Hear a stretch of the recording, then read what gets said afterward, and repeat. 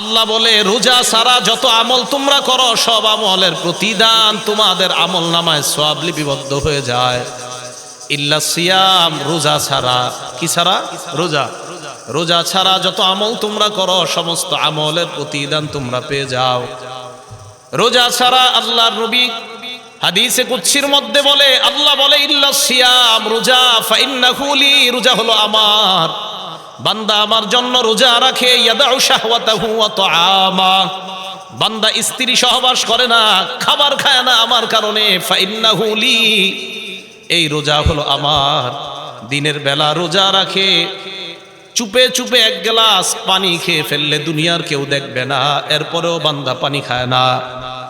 পুকুরের মধ্যে ডুব দিয়ে পানি পান করলে কেউ দেখবে না, এরপরেও বান্দা পানি পান করে না।